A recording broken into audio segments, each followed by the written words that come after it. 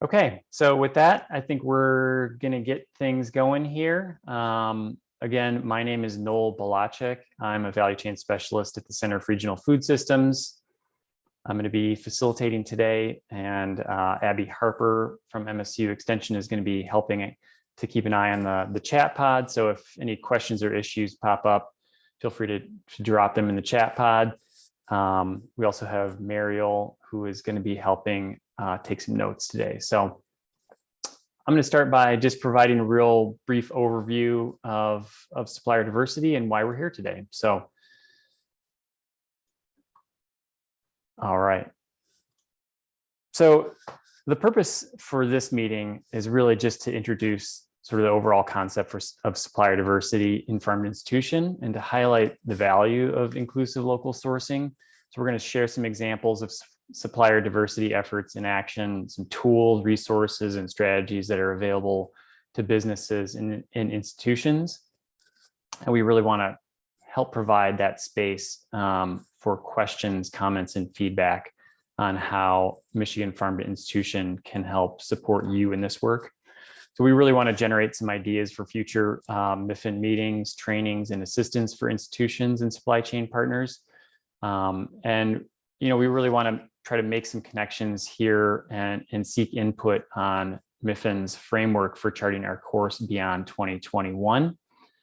So some of you folks have been on recent meetings. You know that this has been something we've been working on a bit lately.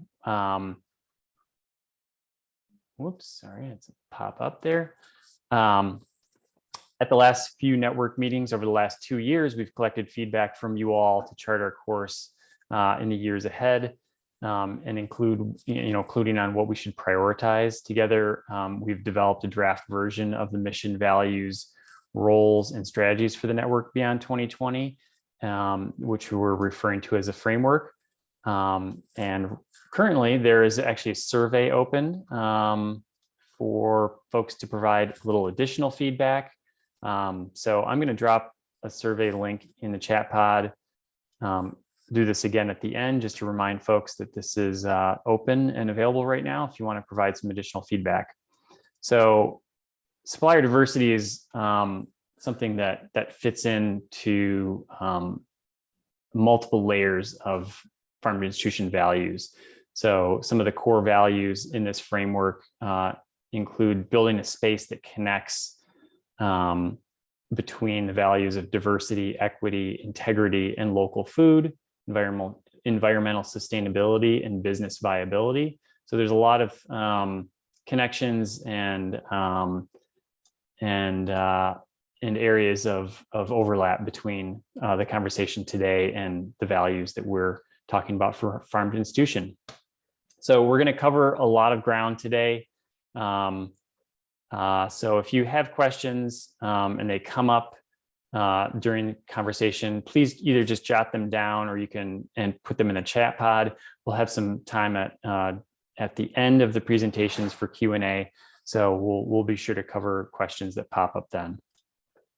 So I'm going to just provide a really basic overview of what supplier diversity is, recognizing that folks are in a whole range of different spaces when it comes to supplier diversities. This might be totally new to some folks. Some people might be very experienced here. So the basic definition of supplier diversity is sourcing of goods and services and food from diverse and locally owned vendors.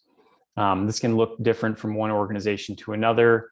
For example, in an institution, this might look like having multiple distributors or working directly with some suppliers. For a food hub, this might be more about working with or expanding your sourcing from more diverse farms.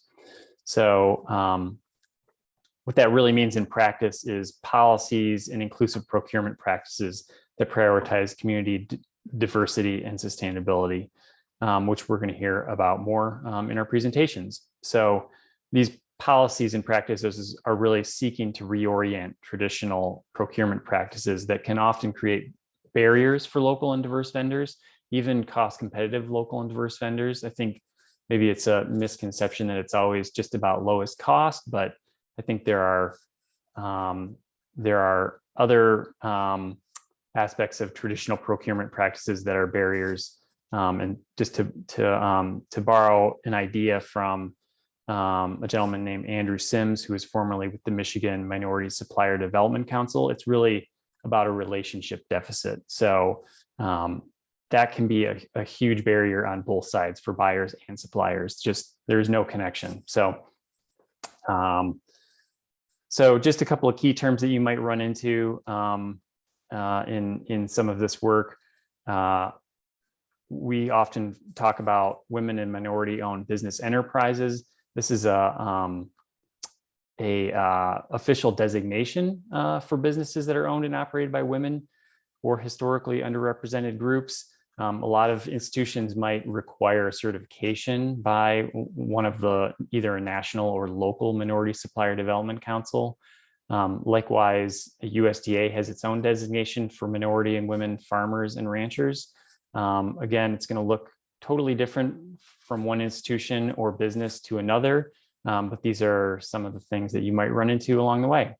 So why are we talking about supplier diversity today? I think the most obvious thing is that the more diverse your supply, the better it is equipped to address current supply chain needs and gaps. I mean, if you're looking for products and you can't find them, it's possibly because you're just not working with enough suppliers at this point. So I think that's one of the more obvious reasons why you should think about expanding your supplier diversity. Also improved supply chain resilience. I mean, COVID-19 has shown that having a resilient supply chain is extremely important. Expanding the diversity of your supply chain can really help with that. Supply chain diversity also helps support the local business community and quality of local jobs, helps build community wealth, and there can be a lot of alignment with your organizational mission and priorities. For example, educational and health equity, sustainability, community investment, all those things can overlap and help support this work. So that's all I have. I'm gonna go ahead and turn it over to you, Sarah and Jim. And we are really excited to hear a little bit more about the work you're doing at Spectrum. And so again, folks, if you have questions along the way, hang on to them or put them down in the chat and we'll address those later. So with that, you can take it away, Sarah. Okay, so you're gonna have to help me with this technology. Am I requesting remote control? That's what I'm doing, right? Yeah, I think that's the thing. Let's see, I just tried that. That's me. Okay. Well, good morning, everyone. My name is Sarah Chartier, and I work for Spectrum Health. You may have heard the news last week that we are merging with Beaumont Health System, but we are located in the Western Michigan. And so now we will be a statewide healthcare organization. I've been with Spectrum Health for over a decade, and I've supported historically our environmental sustainability programs. And for the 3 to 5 years, I've been working within our supplier diversity efforts at Spectrum Health as well. And Jim, do you want to briefly introduce yourself really quickly before we get started? Sure, I can do that. My name is Jim Cross. I am a certified executive chef with the American Culinary Federation. Previous position held here was the executive chef of Butterworth Hospital in Grand Rapids, which is the kind of the flagship hospital here. But I have taken on the role of a project specialist within nutrition services. So I'm working currently on helping implement net menu Seaboard into the system. We're also working on a new room service refresh menu that will go live hopefully within the next 12 months, which is incorporated a lot of the values and ideas that we'll see today. So yeah, that's what I do. So our aim today, okay, let's see. I'm trying to move it. Is it working? Oh. Okay, I'm trying to move the slides and they're not working. That you are controlling my screen, but I guess not. I know. Okay. I'll keep it moving here. Okay. So today we're going to cover a couple of topics. We want to start with the why, which if you are from an institution that is exploring supplier diversity and how to integrate this into your organization, I'll be covering a little bit more about the why of impact sourcing, then healthcare specifically, as well as our commitment to the community, and then hand it over to Jim to share a little bit more about how we've applied sustainability principles into food services and lessons learned along the way. If you can go to the next slide. One more. Thank you. So I wanted to start with this slide and also find it to be incredibly important for this group, or appropriate, I should say rather, to start with a quote from Fannie Lou Hamer, as she was a phenomenal farmer. And she said, "Nobody's free until everybody's free." And that quote really resonates with me personally, but also with our work of diversity, equity, and inclusion at Spectrum Health, and the acknowledgement that we are really working to drive health equity as an organization. So you may be wondering why there is a number 14 on your screen right now. And this is actual data from the city of, from around Grand Rapids, Michigan, where our flagship facility is. And it identifies the discrepancy in life expectancy between individuals within the same city. So individuals in the same city in different zip codes have a life expectancy difference of 14 years, essentially equating to the fact that your zip code or where you're born will dictate your life expectancy. So why is that? If you go to the next slide.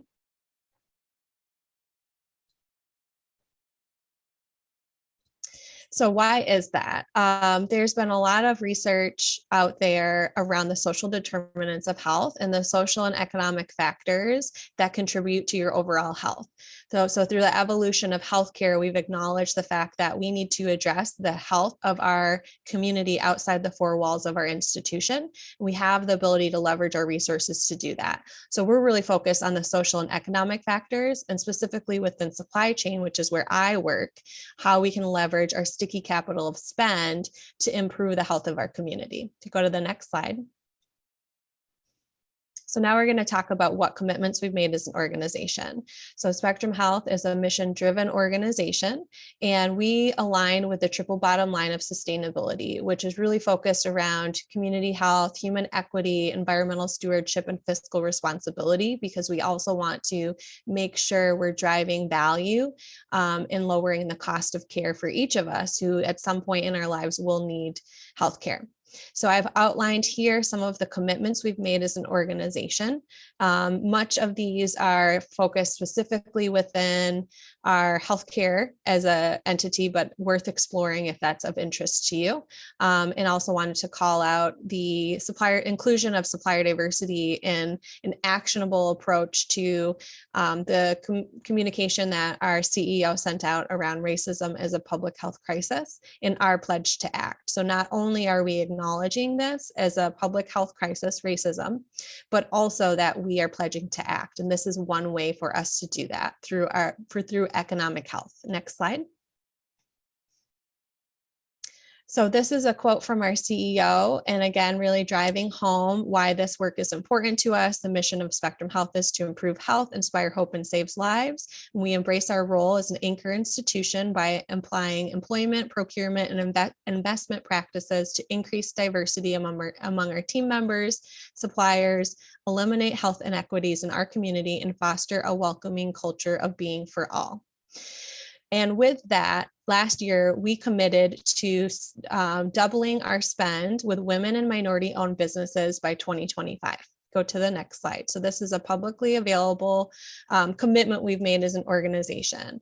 And you've maybe heard me use some terms interchangeably, but the Supplier Diversity Initiative really aligns with our sustainability program because true sustainability centers people and puts people first, and equity should be central in all of our activities and efforts to address the environmental impact. Beyond that, the community resiliency as well. So we really define our program as people, planet, and prosperity.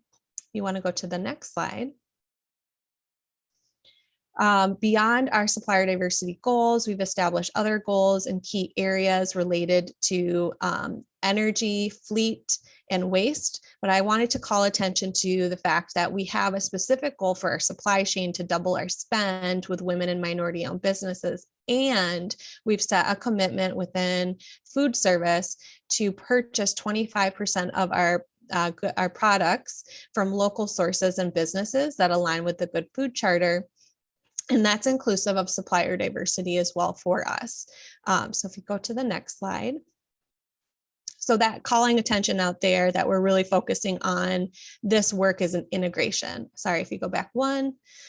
So what is impact sourcing? When we think about if you have a supply chain background or you're someone who does purchasing, you often talk through quality and cost as the primary measures of success. But what we're really starting to explore further is how we can have a social impact on our community and how we can take a longer term view of keeping money within our community, which has a positive impact on the health of our community, if you recall from the social determinants of health. So really what we're working towards is integrating as a value proposition for our suppliers, the social impact in addition to quality and cost, because we know it has a long-term benefit to our community. So the next slide is how we define supplier diversity at Spectrum Health. And Noel did a great job of describing overall what supplier diversity is. So I wanted to just highlight who is a diverse supplier and how do we identify that for Spectrum Health. A best practice is to only report out on third-party certified diverse suppliers. Though if you are not currently certified, that's okay. We want to work with you. What we, from a reporting perspective, we do require that. However, when we start relationships with some of our suppliers, they may not have that certification, and we're starting to work alongside of those businesses to help support them in getting certified so that they have additional visibility throughout the state. If you register with the Michigan Minority Supplier Development Council or WeBank, which is the Midwest, women business enterprises, that gives you some more visibility and potential business opportunities to become a certified supplier. So this is how we define supplier diversity at Spectrum Health: women-owned businesses, disabled-owned businesses, LGBT, veteran-owned, service disabled veteran-owned, as well as minority-owned businesses. If you want to go to the next slide. So now we'll talk a little bit more about how we're applying sustainability principles into food services. This has been a journey for us at Spectrum Health. We have worked through, how we define sustainability and then how we define this work within food service and why it's important to integrate supplier diversity. So I wanted to hand it over to Jim now to talk through how we've applied some of these principles and language of sustainability in action within this space. Okay, thank you, Sarah. So when we get into the power of food at Spectrum Health, we feel that, I'm not going to say food is everything, but it's very important to the community. As far as Spectrum Health, nutrition service provides patient and retail meals for both our patients as well as our members of our team and patient family members throughout our health integrated health system. Just to give you a rough idea, in 2020, we provided about just over 5 million meals to individuals, which is down about 20% from the 6.6 that we did the previous year. Typically, this is due to a lot of our employees are working from home at this point. And we do have a lot of visitor restrictions in place right now due to where we are at this moment.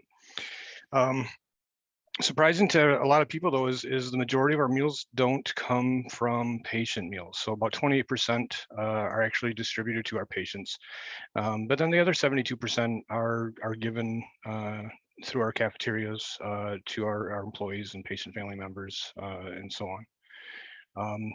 Our main medical center in Grand Rapids, which is the location that I'm at, Butterworth, we do about I think we do about $13 to $15 million in purchases every year. So the more invested we are in the local economy and in purchases from local community members, the more money goes back into that community and goes back to those family members. So next slide, please.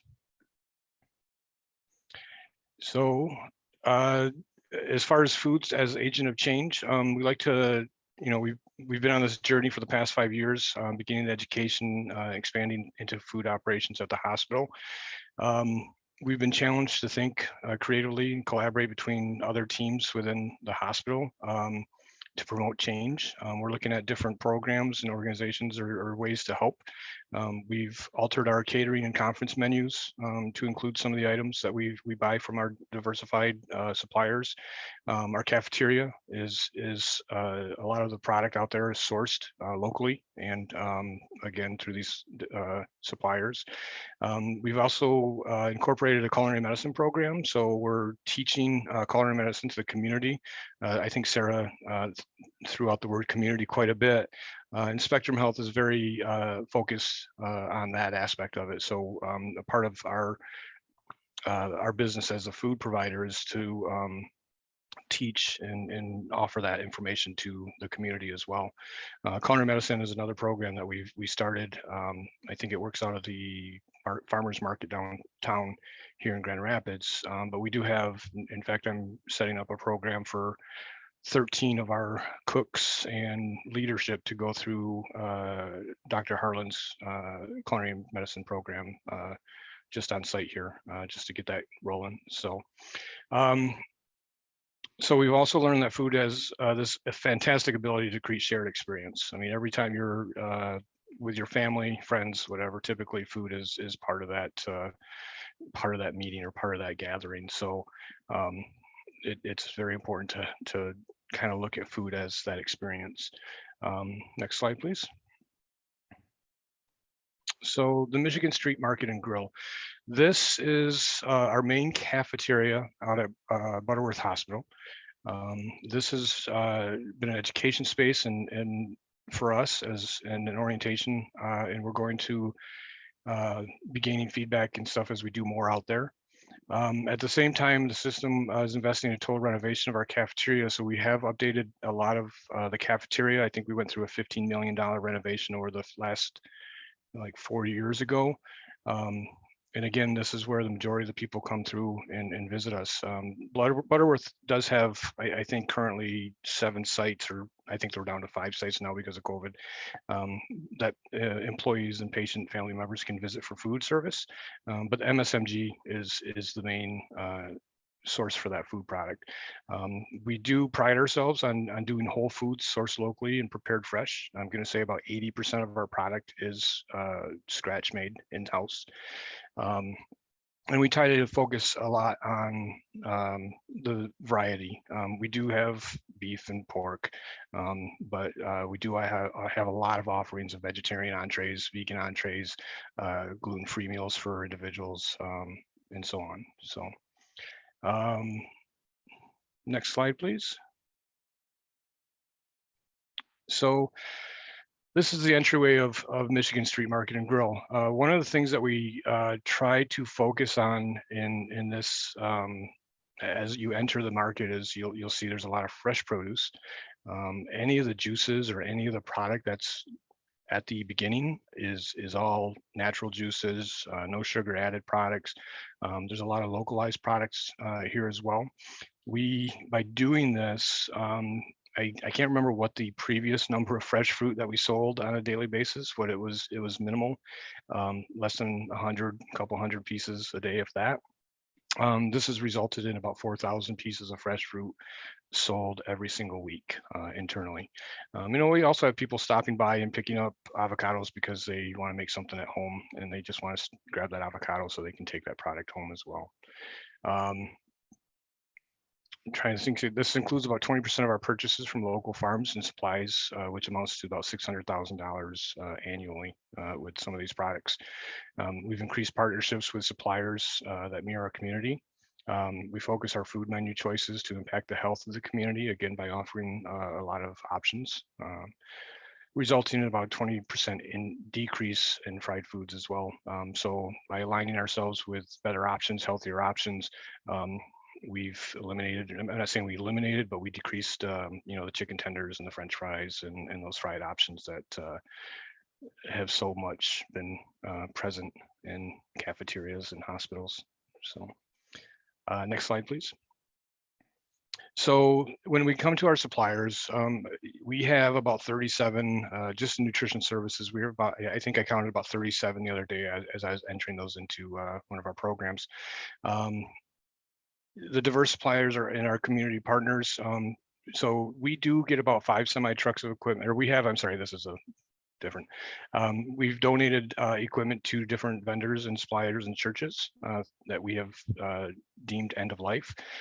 They've been either part out for other equipment, or these churches and other organizations have been able to utilize those equipment for their own good. We partnership between supply chain and nutrition services. Some of our partnerships, the first one there is a new sushi. This is a local sushi or company. Has a great story behind it, and we get fresh sushi from them twice a day at this location, and then some of our other locations utilize their products as well. It is a minority run operation. Anu is from Burma. Not to go in her story, but essentially they provide us sushi, and for every box of sushi that's purchased on site, they feed a orphan in Burma with the profits from that. So great story behind them. Fantastic product as well, and just overall good organization to work with. The other one is Melamaya or Melamazing juices, the lower right there. We just recently partnered with these guys, and it's a family-owned business. They do have a juice bar here in Grand Rapids as well, but they produce a great product that is something that, you know, we found useful in our organization. It wasn't necessarily readily available from anybody else, so we were able to go outside our contract and start ordering from these guys as well. And then of course Daddy's Dough. We're still working with Daddy's Dough to get their product in here, but they've been identified as a supplier of interest, and I believe Sarah is working with them to be able to bring those guys in as a supplier for our facilities. So next slide, please. Just a picture of some of our products. So we really try to promote healthy options, fresh options. This is actually at our deli bar. I like to think of it as a upscale. I don't want to say Subway. Can I say Subway? It's an upscale deli counter, but we're bringing in local fresh bread from Field and Fire, which is a company here in Grand Rapids that produces fantastic bread using organic products, fresh products, Michigan local products, and then some of the products that we have on that product, on that bread, or that we put on that bread, is we do pickled onions in house. We have you'll see sauerkraut there, which is a company called the Brinery out of Ann Arbor, Michigan, I believe. So we began work on updating our inpatient menu. From that, we've started updating our patient menu. Hopefully, like I said, within the next year or so, we'll have that available to our patients. A lot of that menu, we've really focused on supplier diversity of the products that we're getting, as well as the healthier options that those suppliers are able to offer us. Two of our big plans for that is to reduce carbonated beverage consumption and all the added sugars. And the other one is to eliminate ultra processed products such as ham. You know, we're looking at bacon as an ultra processed product as well. So we'll be eliminating some of those items from our patient menu, but we're bringing on some other items, Indian food, you know, some other items that, you know, vegetarian, vegan, and healthier options for our patients. So yeah, I think that might be it. Yeah. There's one more on lessons learned. Lessons learned. I'm sorry. Lessons learned. Number 4 there. So scalability. Yeah. So so lessons learned. Scalability. It's nice to work with diversified suppliers because they can typically scale to our needs. Sometimes they can't. new sushi. I think when we started with them, they were supplying a couple hundred pieces of sushi to local factories and some of the colleges and universities. We immediately doubled or tripled their business the minute that we started ordering product from them. And I hate to say, we almost put them out of business. We were buying so much product from them. We originally started on and then we'll get into payment terms here, but we originally typically run a 30-day payment term with our suppliers.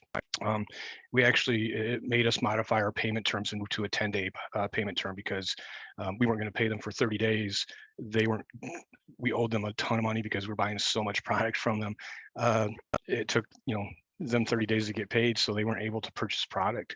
So we immediately changed our terms with them to 10 days so that they were able to buy product and keep supplying us with food.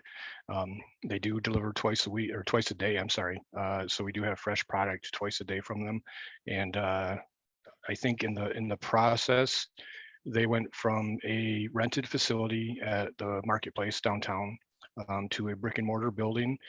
They were able to take on new employees, and I believe they hired an extra driver just because of the business that we were providing to them. So it is kind of tough. Sometimes you have to work with the smaller vendors or smaller suppliers to make sure that they can supply the product that you need, because we are such a large facility and we go through a lot of product. The other company, Malamazing, I think we go through about 8 cases of product of theirs every single week. So again, just make sure those vendors are able to provide for you. Resources to lower product costs and to become price competitive. I'm not really sure what to say on that one. I can Go ahead, Sarah. lean in, Jim. And I also asked Noel, time check for us. I want to make sure that other speakers have time. Yeah, we can go for another minute or two. I think we had Okay. about 20 minutes for each. So okay. you guys are doing good.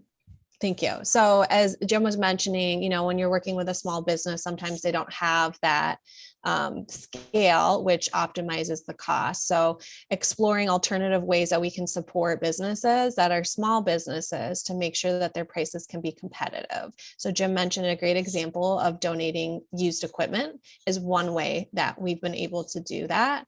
This is an area that we want to continue to explore, but we're starting to work with our distributors and others to think about what are those other wraparound services that might be beneficial for a small business that they don't have the resources, but we do as a large institution. So being creative with how we support businesses beyond and in addition to purchasing directly from them.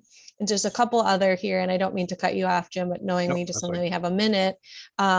If you work in an institution and you're working with your supply chain team, I encourage you to evaluate the contract restrictions. So the example of Malamazing Juice, it took us 6 to 9 months to establish that relationship with them because of our existing contract language. We needed to get an amendment from our primary beverage supplier in order to work with Malamazing. But because we have a commitment to supplier diversity, as does this Fortune 500 company, we were able to move forward with this initiative. So those are some examples.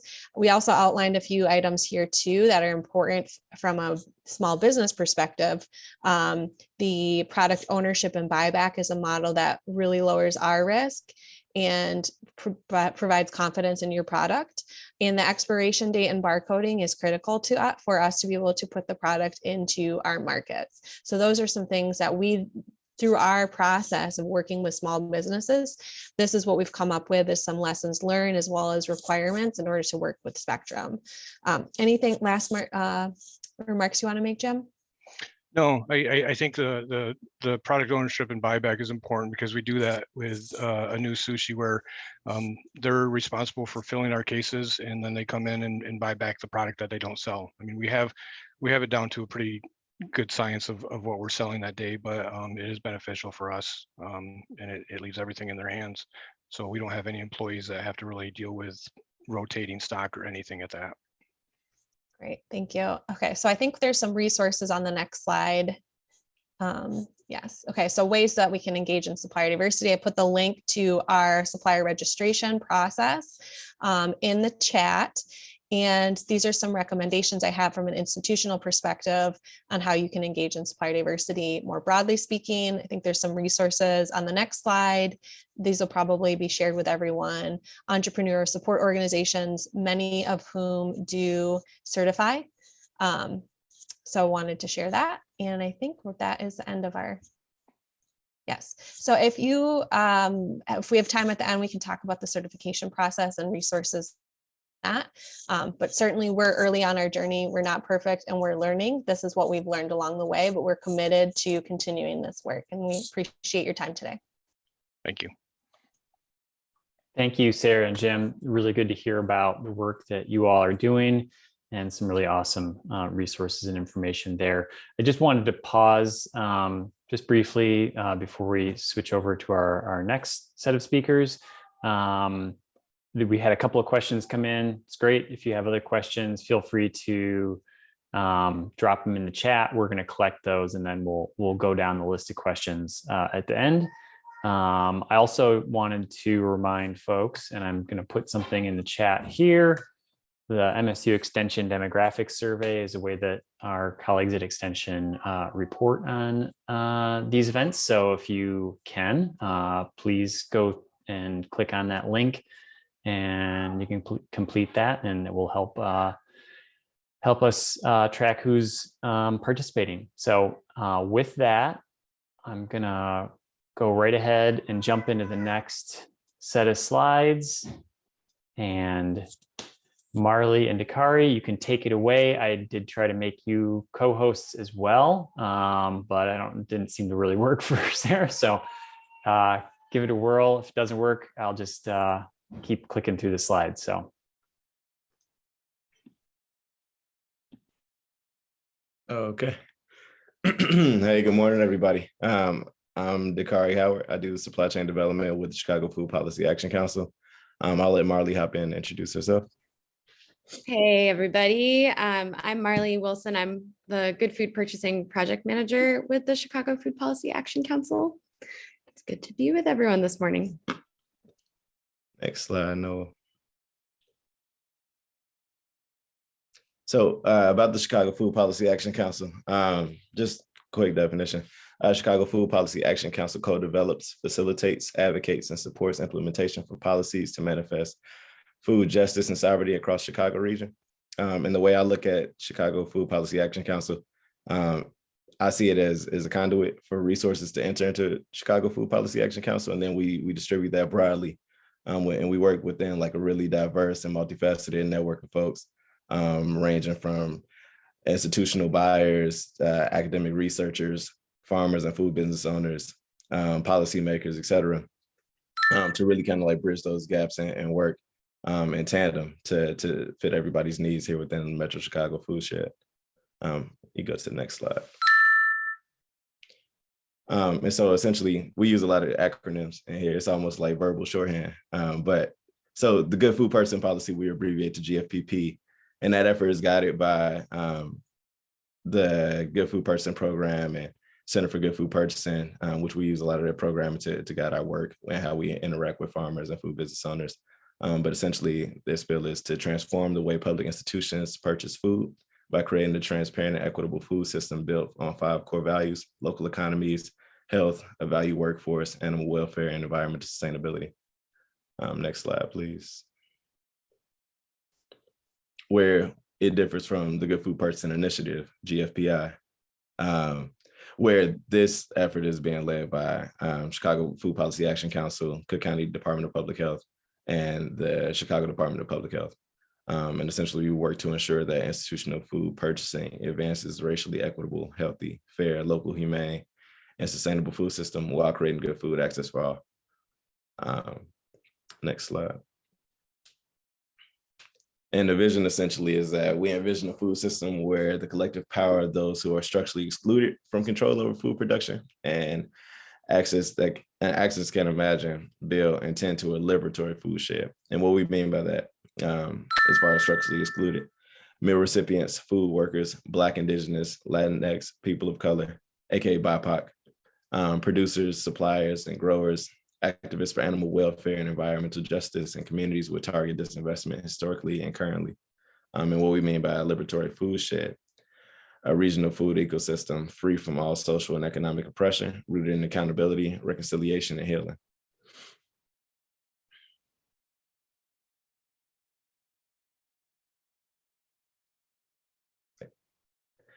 And so we do this work based on 3 key objectives: GFPI implementation, equitable supply chain development, and good food and culture.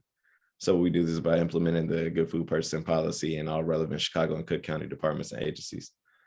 Foster a racially equitable food system to meet increased good food demand, and normalize good food across all anchor institutions with leadership from workers and meal recipients. Next slide. Now let Marley hop in. All right, thanks, Dakari.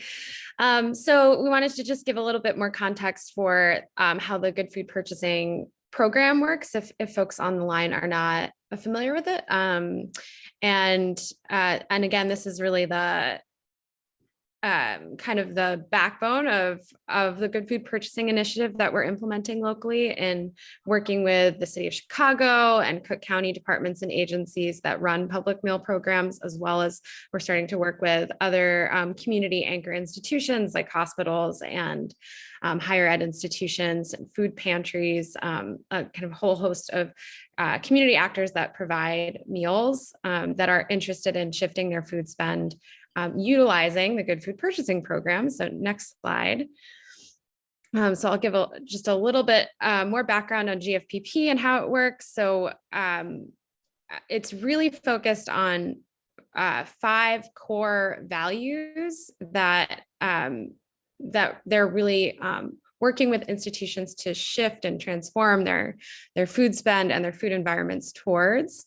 So that's nutrition, environmental sustainability, a valued workforce, local economies, and animal welfare. So it's really putting I think farm to institution in a more like holistic lens around, and being really really clear about what our values are. When we say we're trying to invest in the local economy, here's what we're saying. And the program is really designed to shift food spend towards these 5 values through more transparency and accountability, and really focused on racial equity throughout the both the supply chain and the quality of the meals served.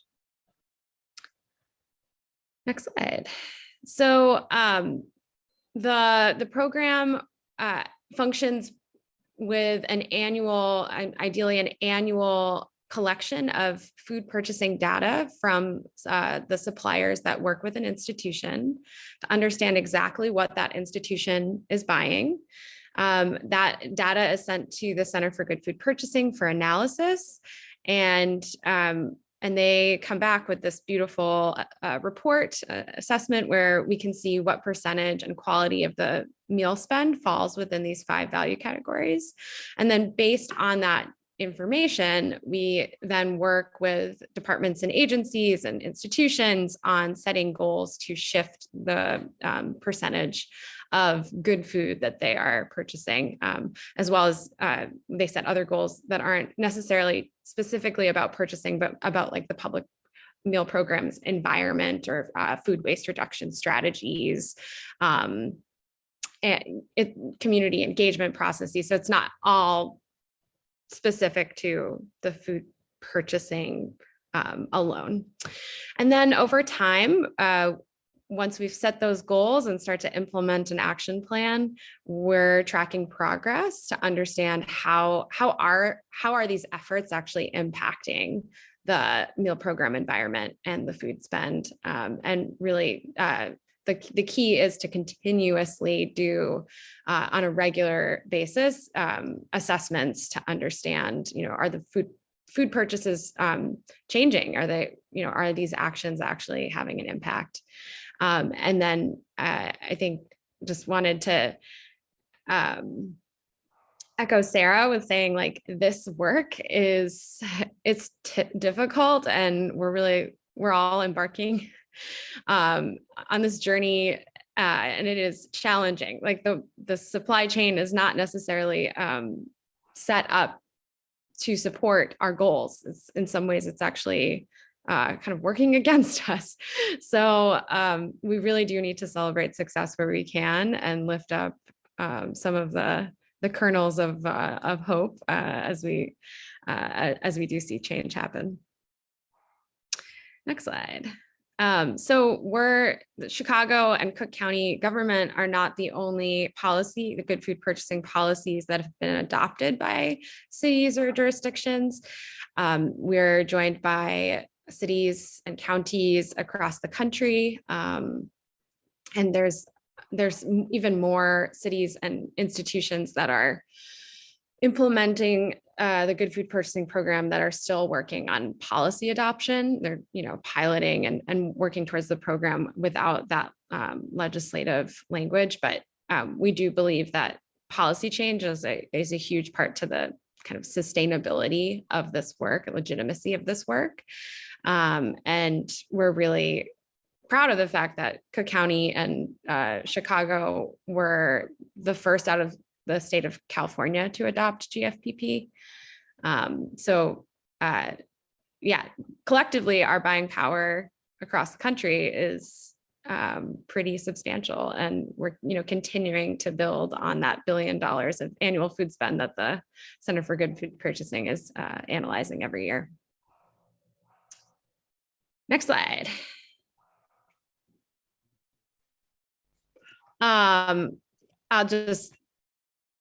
We adopted the food purchasing policy back in 2017 with CPS, Chicago Public Schools, the Park District, and the City of Chicago. And Cook County's Board of Commissioners adopted a resolution in the following year. So we're working in both the city and county and collaborating across both jurisdictions to implement GFPP. What we've understood is that shifting demand is not enough.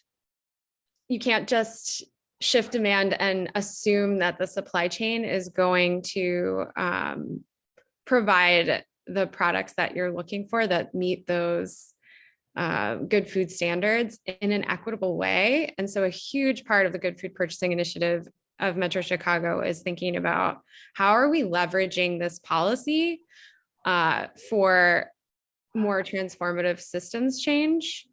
And I'll turn it over to Dakari to talk about equitable supply chain development. Thank you. No, next slide, please.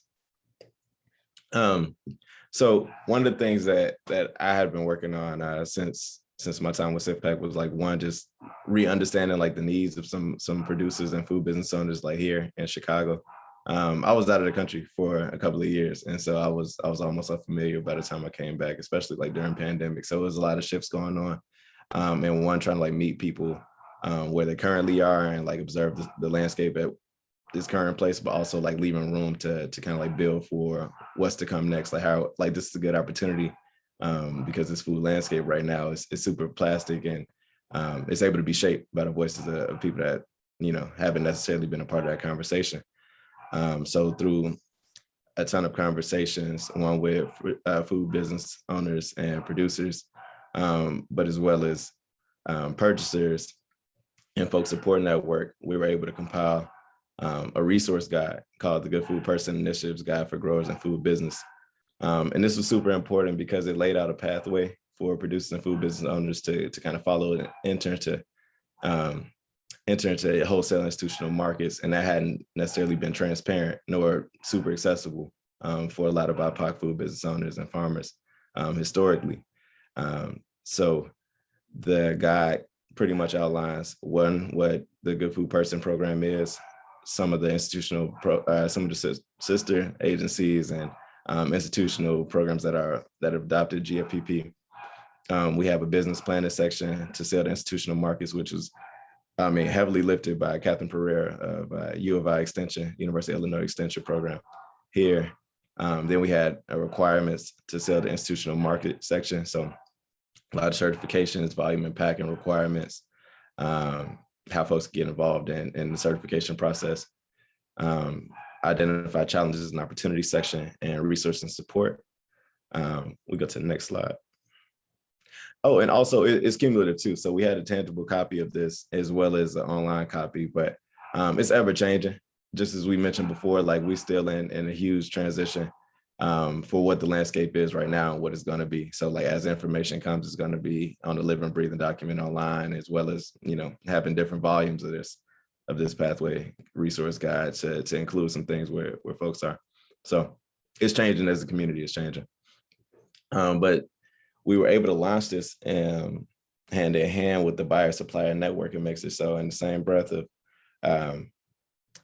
not much transparency for food business owners and producers while entering into wholesale institutional markets. It's also part of that culture shift in work as well. As Marley was mentioning, like just shifting demand towards another opportunity, another resource.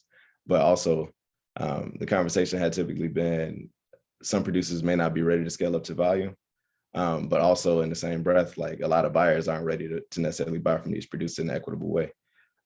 So to kind of like tackle that, we had an opportunity to have institutional buyers, wholesale buyers, and food business owners and producers in the same room to like have a conversation about what the challenges and opportunities and resources available on both sides. And the first day was pretty much geared towards Good Food Person Initiative, and we had some folks from City Department of Procurement talk about some certification processes, some food safety processes, and one just like holding emphasis to this is what's needed. We need to like have face-to-face conversations. We need to like have like somebody to be able to associate a name with whoever they're sending the bid to have folks literally outlining it very clear what's the process of like putting in a bid, and then hearing the response from that and seeing if there's some changes that could be made on the other side. And that was the first day. The second day, we did a lot of food literacy conversations. So talking to folks who are really promoting what does it look like for food to be in community. So people who are really doing work around farm to school programming, Veggie RX programming. So how healthcare is related to the food that we eat. And then lastly, we did a needs and offer circle where we had folks just literally outlining what their needs are, and if there were folks like buyers or suppliers who were able to like meet those needs with an offer and do some relationship building. And so from that is going to be a series of buyer supplier mixes in the future. So you go to the next slide. So again, like why this event, sharing resources and information, working together to shape this initiative for our collective benefit, dialogue on how to make the Good Food Person policy of service to the community, building relationships and communicating our aligned needs and values. Go to the next slide. And so our next steps, we have a buyer supplier mixer coming up in May. And this one is going to be more so focused on introducing producers and food business owners to restaurateurs, chefs, small retail concessions. And I think that's like a more seamless transaction as opposed to like certain requirements that institutions and wholesale markets might require, volume, certification, et cetera. Restaurants, I think it's open or a more accessible network. But the Good Food Initiative supply chain fund launch, a resource pool, we're trying to like really open up some capital access to producers and food business owners. The Food Hub aggregation piloting. Oh, actually, so we have Eliana Finney on the call with the Common Market.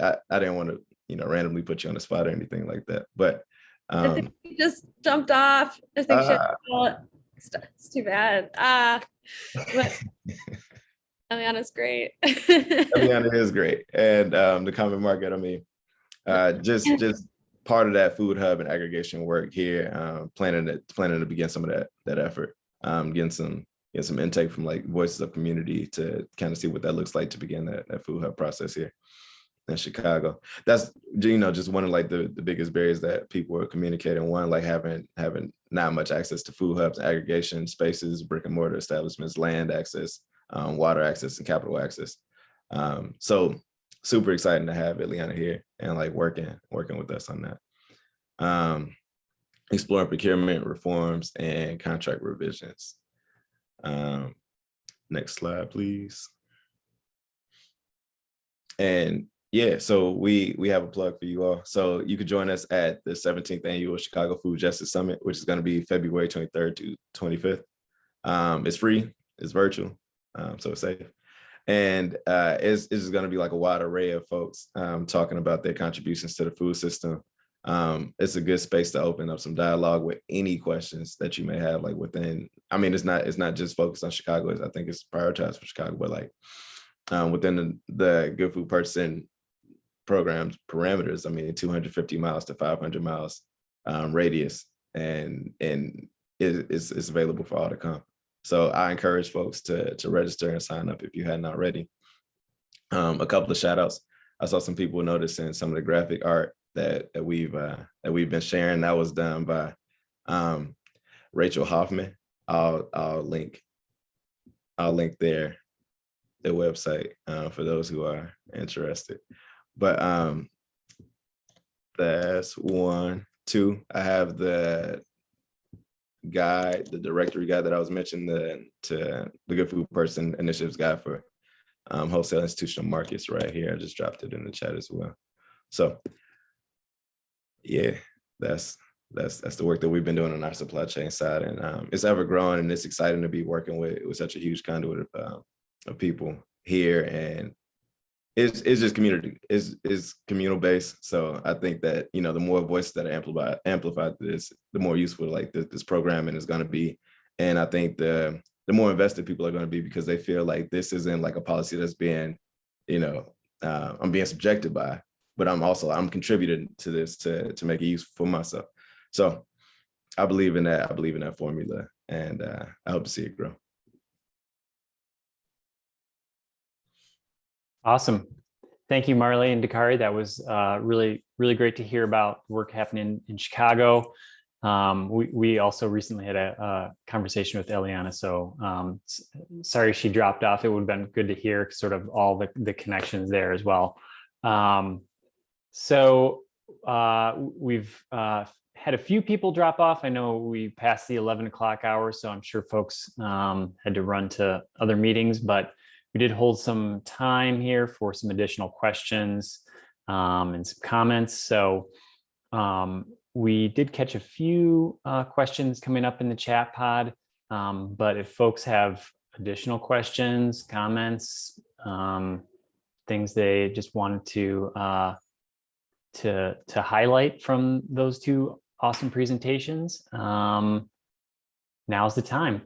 So we'll take a few minutes and go through here.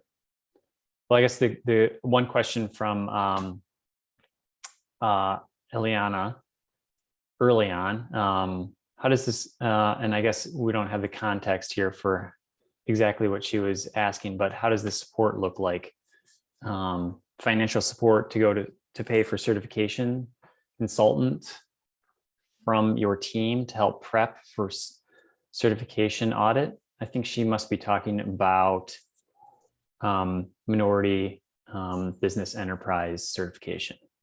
Yes, she asked that question when we were talking through what our expectations are at Spectrum Health from a reporting requirement perspective. So that was where she was asking. So we work with diverse suppliers that aren't certified, but from a reporting externally in our organizational commitment, we're working on that certification piece. This is new for us as an organization, as we're still early on our journey, but we have several champions in different areas, including food service, that have worked alongside small businesses as they've grown with us at Spectrum Health. And so we are partnering with them in conversation as they look to Michigan Minority Supplier Development Council or a local or national certifying body to go through that process. The process of certification is time consuming due to the paperwork that's involved and the proof and requirement that you are in fact 51% owned and operated by a diverse owned individual. So that's the primary challenge, I think, for businesses, but we don't have a great process worked out today as far as how to smoothly work through that transition. we also don't have an expectation for a small business that is just starting with Spectrum to have their certification. So Anu Sushi that we've grown with for several years, we're starting that conversation now on certification so they can continue to diversify the businesses that they work with. So I think that is a little bit of what they were asking. I did also drop a link to an event that Michigan Minority Supplier Development Council is holding in a couple of weeks. Let me see what the date is. It's a lunchtime event on February 28th at noon. So it's virtual, so you can learn a little bit more about the certifying process. We often will connect directly to the entrepreneurial support organizations that have more extensive knowledge on the certifying process. Awesome. Thank you for sharing that event. That something that sounds like some of these folks might be interested in. Any other questions?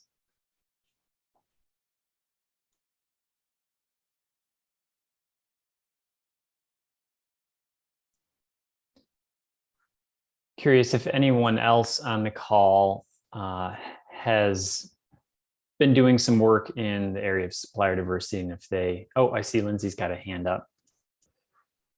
Hey, Go ahead, Lindsay. Oh, sure. Thank you. And I don't want to take away from what you were about to ask too, but I'm just following back up on what Sarah was just talking about. My question was if we think there are any policies or policy efforts that could help reduce the burden of paperwork, or, I mean, I'm sure a lot of it is in place to make sure it's all accurate, but yeah, are there any things we could do from a policy perspective?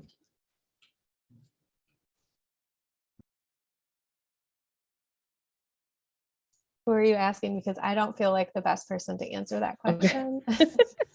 Yeah, I'm realizing now that like it might not be. Maybe I need to get in touch with the minority. You're talking big P policy, right? Yes, big P policy. Yeah, Yes. maybe I need to get in touch with the Michigan Minority Supplier Diversity Council to ask what they think. I would personally will stay in the lane of, I don't know, as a business owner, what would be the most helpful. But maybe, you know, the cost of the certification. Yeah. Would be Yeah, I think okay, that's great. That's helpful. Thank you.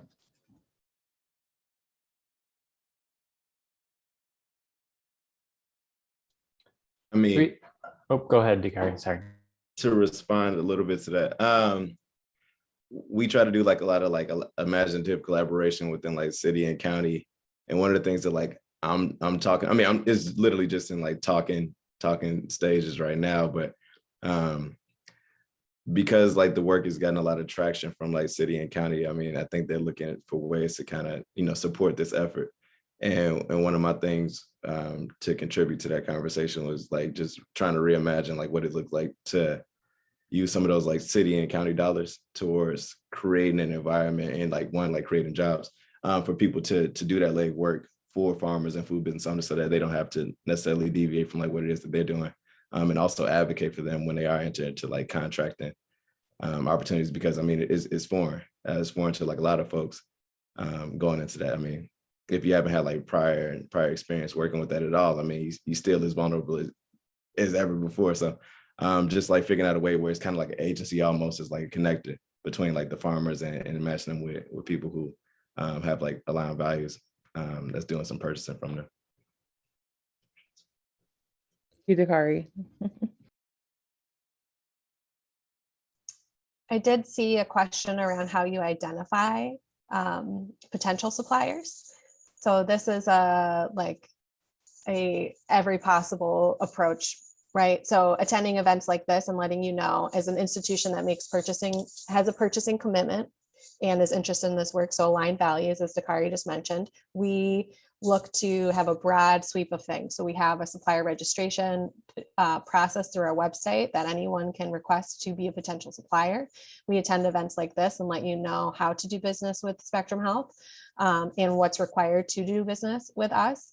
And we are out in the community. So we don't work alone. Jim and I are not alone. We collaborate with a variety of folks that are embedded in the community, that are working in entrepreneurial support organizations, as well as the city and state, to identify potential suppliers. And we've referenced the Michigan Minority Supplier Development Council a couple of times. They've been a great partner for us in both coaching and mentoring a corporation on how best to implement this work. And they also have a directory. So if you have a particular area of interest, you can explore with them existing businesses that are probably a larger scale. But having those local relationships is really important too. So we've done Meet the Buyer events, which Nakari referenced as well. We've done those specifically for food businesses. And letting the city of Grand Rapids held one. And so we let them know explicitly the needs that we had in both like fresh produce as well as packaged products. And then they went out and explored the marketplace for us to identify who could potentially meet that need. The Michigan Economic Development Council does a lot of that work as well. But the key and important piece of all this is relationship building. So I just want to re-emphasize that. Working with supply chain, it's critical to have those strong relationships. That's how business gets done. And so I think that's something we've really worked on, making sure that as an institution, we understand why we're doing this, what this work is, and how we can engage effectively with businesses in the community. So it's a lot of different ways to identify potential businesses, but I would be very interested to hear how you might have done this work as well, Dakari, to identify businesses. Identifying suppliers and businesses. For me, I had worked as a grower for about 2 years prior to. So a lot of these folks are like my friends and mentors. But then being able to tap into like certain communities here in Chicago, like the Urban Stewards Action Network, being a part of CIFPAC that's existed since like 2001. So it's become one of those things where folks reach out to CIFPAC, and that has been like a huge contribution to me. I think also just being within community, as you mentioned before, like that's just like been my biggest like continuum of like how I'm interacting with more suppliers and food business owners. Just being in community and being referenced to other folks. One thing that I have found important is, because like I said before, I mean, this information is coming to us and then we share it out broadly. Same thing with like information gathering. It comes to us and then we have to like really like try to figure out like what's the best way of communicating some of the information that people are asking of us. And one thing that's been happening a lot lately have been requests for a directory of BIPOC growers and producers, and which is a sensitive topic because a lot of folks don't necessarily trust a lot of indirect consumers trying to buy like in bulk and like / I don't necessarily have consent to give everybody's information out. So it's a challenge that we're experiencing right now to say, you know, how do we protect the people that's within our networks? Because I mean, it only works because they have trust. Like we all have trust within this network that we do have. And for us to kind of deviate from that and invite somebody who we haven't had much prior context to would probably disrupt a lot of like our ecosystem work that we have going on right now. So that's a big conversation we've been having. But again, opportunities like when people can have face-to-face events like these buyer supplier mixers, it at least gives people the opportunity to say, okay, like I've connected with you on an individual basis. And so like I'm comfortable with sharing my information with you, as opposed to me volunteering this information to other folks. / also a directory doesn't necessarily exist in our hands right now. But that's the other side of the game.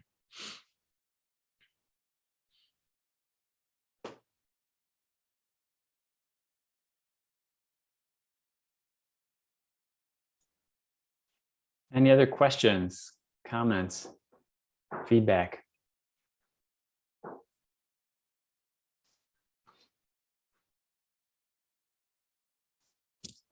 Well, we might be getting to the end here. Lindsay, I saw that hand just go just a little bit.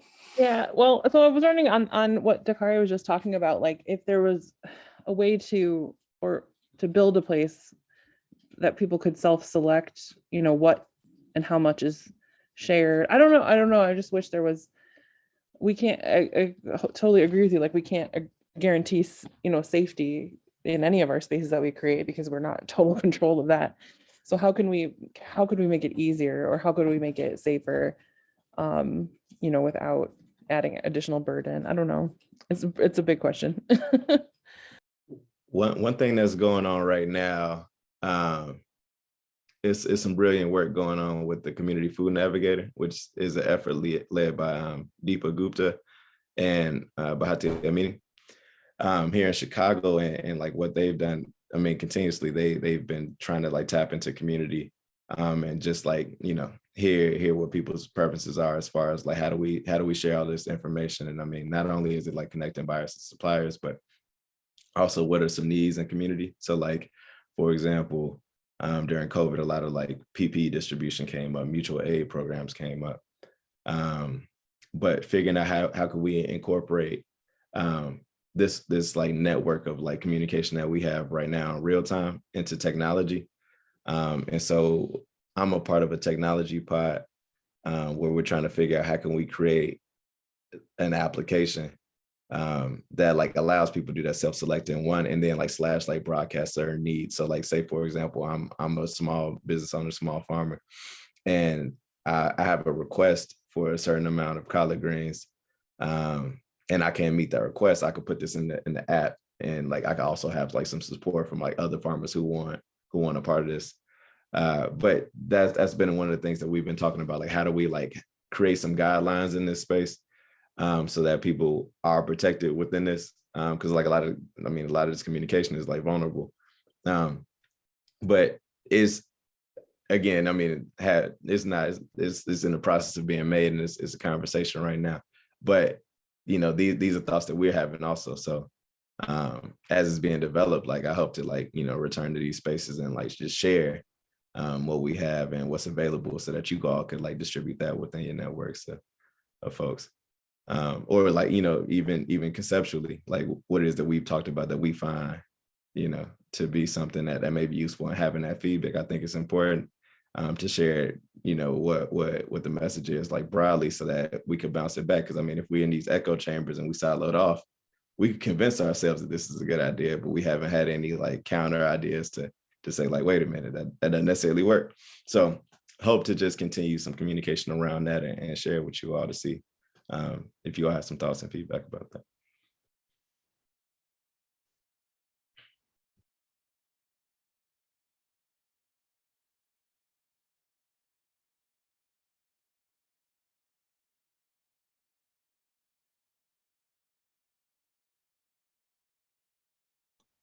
So it looks like Megan put a question in.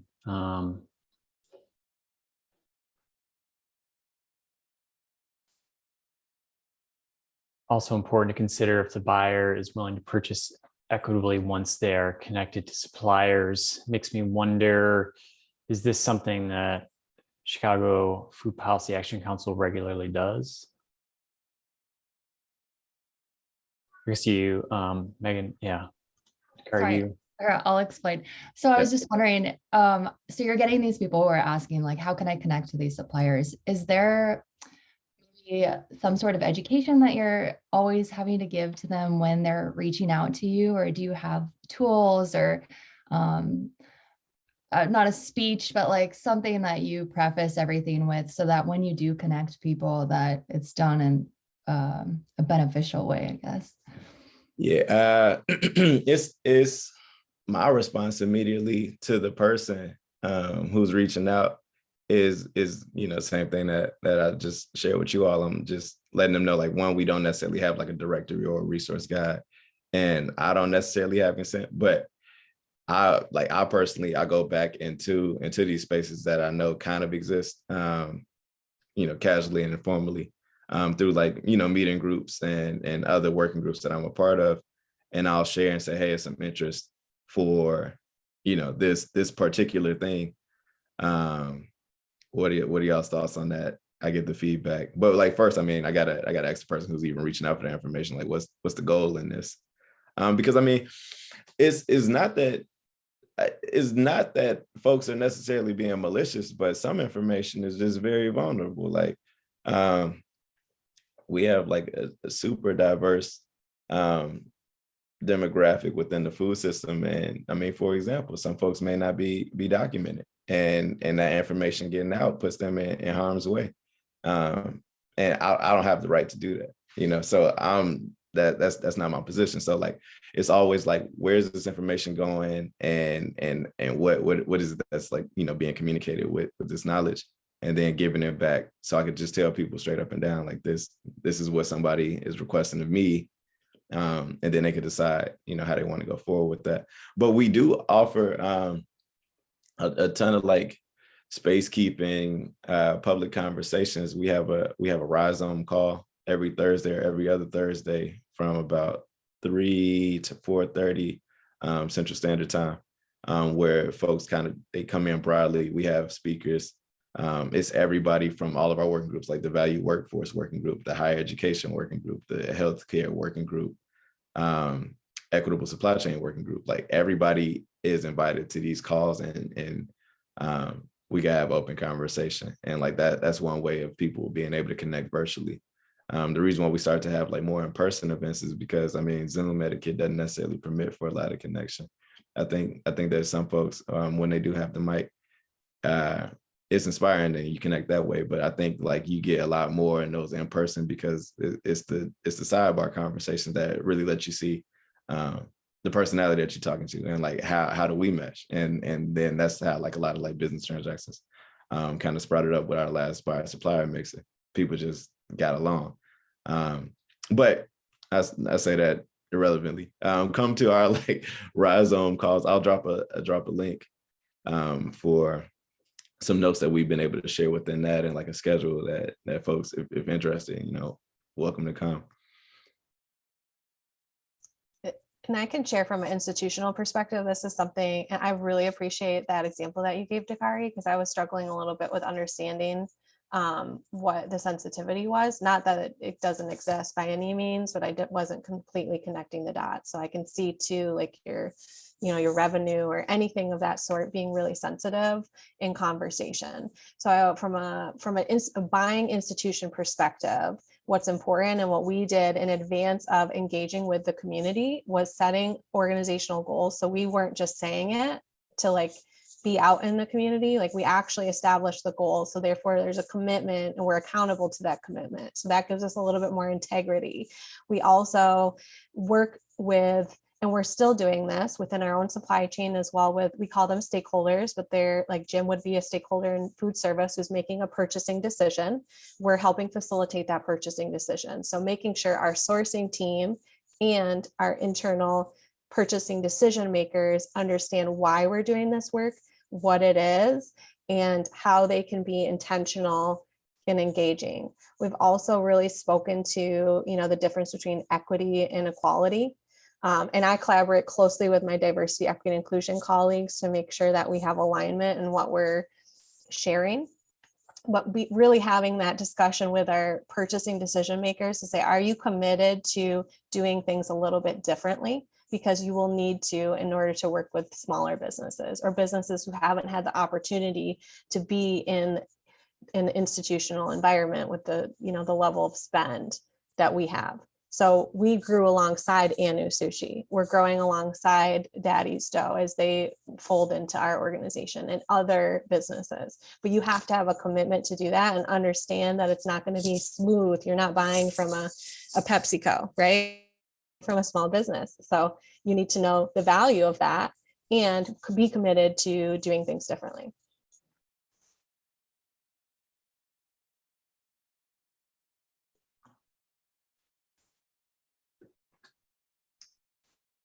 Thank you all again. Any last questions? I know we're coming up on 11:30, so I want to be respectful of folks' time. And if everybody's good, then I just want to say thank you again to our speakers, Dakari, Sarah, Jim, and Marley. excellent to have you all join us today and hear about the work you're doing. I do have just a couple quick announcements before we jump off. Again, the MFIN Charting Our Course survey, which I plugged earlier, that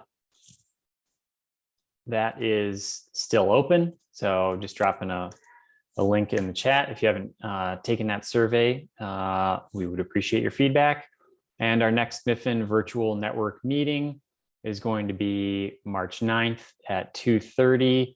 We're going to be sharing out the results from that survey, as well as let's see here, a case study of MFIN up to 2020. So some interesting stuff we'll be talking about next month. If anybody else has any updates or events for the group, now's a good time if you want to share that. Otherwise, I hope you all have a good rest of your day, and thanks for joining. Well, I just popped one in the chat. We have a farm to ECE training for farmers coming up in Kalamazoo on March 21st. So I put the link to register for that in the chat. Great. Thanks, Thank you, Miriam. Appreciate that. All right. Well, everybody, enjoy the rest of your day, and we will see you again soon. Thanks again.